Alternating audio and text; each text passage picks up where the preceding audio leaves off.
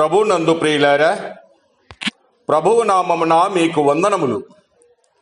ఈరోజు దేవుని యొక్క వాక్య ధ్యానము దానియేలు గ్రంథము 10వ అధ్యాయము 18-19 వచనాలు. నీవు బహుప్రియుడవు, భయపడకుము, నీకు శుభమవునుగాక, ధైర్యము తెచ్చుకొమ్మని నాతో చెప్పెను.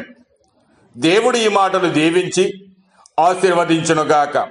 గమనించండి ప్రియులారా, ఈ లోకంలో జీవించడానికి మనకు చాలా ధైర్యము కావాలి. మనం ఈ లోకంలో జీవించే 70 లేక 80 సంవత్సరాల కాలంలో భయముతో జీవించే సంవత్సరాలే ఎక్కువగా ఉంటాయి. చాలా విషయాలు మనల్ని నిత్యము భయపడుతూనే ఉంటాయి. ఈ జీవన సంబంధమైన విషయాలలోనే మనం ఎక్కువగా భయపడుతూ ఉంటాం. ముఖ్యంగా ఎలా బ్రతకాలి అనే విషయం మనలను చాలా భయపడుతూ ఉంటుంది. మనల్ని దేవుని నుండి దూరం చేయడానికి సాతాను దగ్గర ఉన్న పెద్ద ఆయుధమే భయపెట్టడం. ఈ లోకంలో మనం బ్రతకాలి అంటే డబ్బు కావాలి, డబ్బు లేకపోతే నీవేమి చేయలేవని నిత్యము మన మనసులో భయం రేకెత్తిస్తుంది. అయితే దేవుని నమ్మిన వారు మాత్రము ఎల్లప్పుడూ ధైర్యముగానే ఉంటారు. వారిలో ఒక విధమైన తెగింపు వస్తుంది. దేనిని ఎవరిని లెక్క చేయరు, చివరకు చావుకు కూడా తెగిస్తారు. దానియేలు గ్రంథంలో మనము చూస్తే షడ్రక్, మెషక్, అబేద్నెగో అను యవనస్తులు దేవునికి వ్యతిరేకమైన రాజు యొక్క ఆజ్ఞను పాటించడాన్ని ఎలా తిరస్కరించారో మనం గమనించవచ్చు. అగ్ని గుండాన్ని సైతము వారు లెక్క చేయలేదు. దేవుని కోసం వారి ప్రాణాలను తృణీకరించుకున్నారు.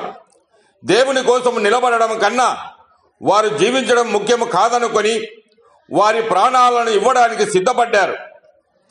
వారి యొక్క ధైర్యం రాజును సైతం అబ్బురపరిచింది.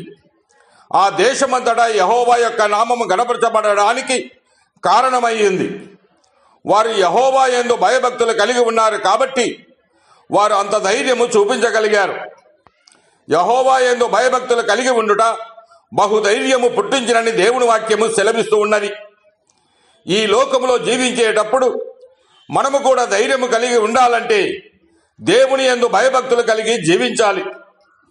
దేవుని బట్టి ఈ లోకంలో మనం ధైర్యముగా జీవించే జీవితం అన్యుల ఎదుట దేవుని నామమును గణపరచబడడానికి కారణం కావాలి. నిబ్బరము కలిగి ధైర్యముగా ఉండుము, దిగులు పడకము, జడియకము. నీవు నడుచు మార్గమంతటిలో నీ దేవుడైన యెహోవా నీకు తోడై ఉండునని యెహోషువ గ్రంథము 1వ అధ్యాయము 9వ వచనములో సెలవిస్తూ ఉన్నాడు. కాబట్టి ప్రియులారా, ఎప్పుడు ధైర్యముగా ఉండాలి.